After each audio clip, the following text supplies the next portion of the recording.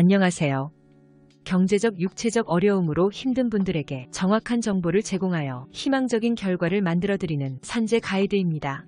근로자가 업무상의 사유로 부상을 당하거나 질병에 걸려 치유되었으나 신체에 정신적 또는 육체적 장애가 남아 장애급여 지급 대상에 해당될 경우 산재 장애 등급에 해당되는 지급일수의 평균임금을 곱하여 지급됩니다. 업무상 재해를 입은 재해 근로자는 요양기간 동안 요양급여, 휴업급여 외에 보험급여를 수령합니다.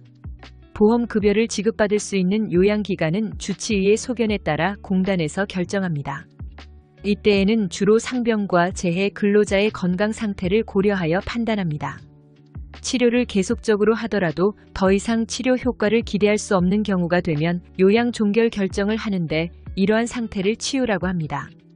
재해 근로자의 건강 상태는 치유가 되더라도 재해 이전과 비교하였을 때 노동 능력의 상실이 있을 수 있는데 이러한 손해를 보전하기 위해 지급하는 것이 장애급여입니다. 장애급여는 장애 등급의 기준에 따라서 정해진 일수의 재해 근로자의 평균 임금을 곱한 금액을 차등 지급받는데 가장 높은 제1급부터 가장 낮은 제14급까지 각 급수에 따른 연금 일수와 일시금 일수가 정해져 있습니다. 제7급 미만은 일시금 대상이며 제7급 이상은 연금과 일시금을 선택할 수 있는데 제3급 이상은 연금만을 선택해야 합니다. 산재 장애 등급을 받기 위해서는 장애 정도를 평가하여야 하고 증상이 고정된 때를 기준으로 하여 평가하는데 더 이상의 치료 효과를 기대할 수 없는 때를 말합니다. 요양을 종결한 후 각 부위에 필요한 검사를 시행한 뒤 검사 결과지와 요양 중의 의무 기록을 참고하여 장애 진단서를 발급받고 장애급여 청구서와 함께 공단에 제출하여야 합니다. 통상적으로는 요양을 종결한 뒤 장애가 남게 되나 소음성 난청과 같이 요양을 하지 않는 상병의 경우 진단을 받고 바로 장애급여 청구를 하여 보상을 받을 수 있습니다.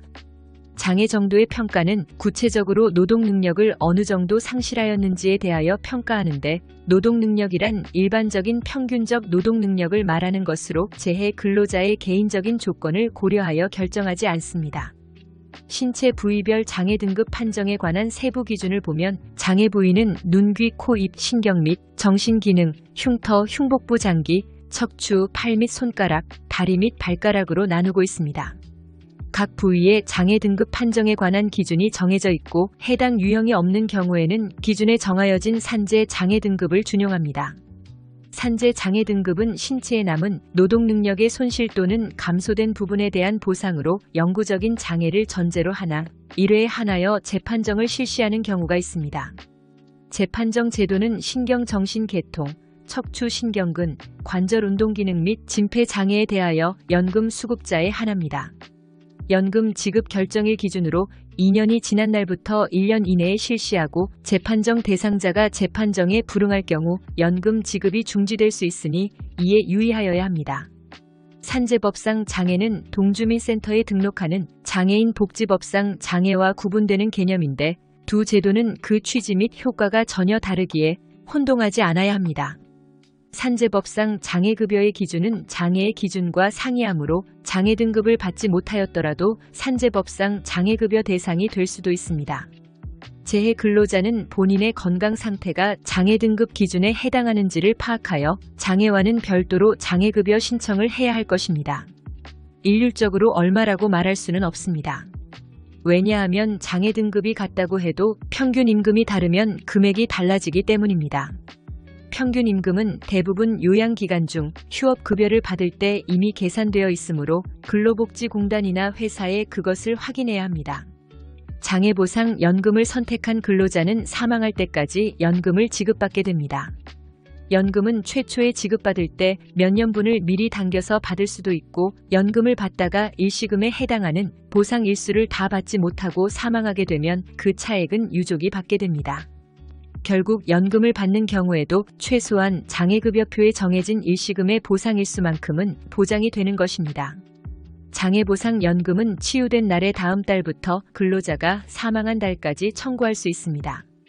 연금은 연금 지급일수에 평균 임금을 곱하여 산정한 금액을 12등분하여 매월 일정액을 지급합니다. 재해 근로자에게 남은 장애에 따라 평균 임금 산정 및 적합한 장애 등급을 전문가의 조력을 받아 보상받으시기 바랍니다. 산재 가이드는 법률적으로 문제가 될 수 있는 부분에 관해 상세히 설명을 드리고 해결책을 제시하는 길잡이를 해드립니다. 항상 노력하는 자세로 의뢰인의 이익을 최우선하는 모습을 보여드리겠습니다. 그 밖에 더 많은 정보는 네이버 산재 가이드 카페로 오시면 확인하실 수 있습니다. 내용이 마음에 드셨다면 구독과 좋아요, 알림 설정 부탁드립니다. 더 좋은 내용으로 찾아오겠습니다. 감사합니다.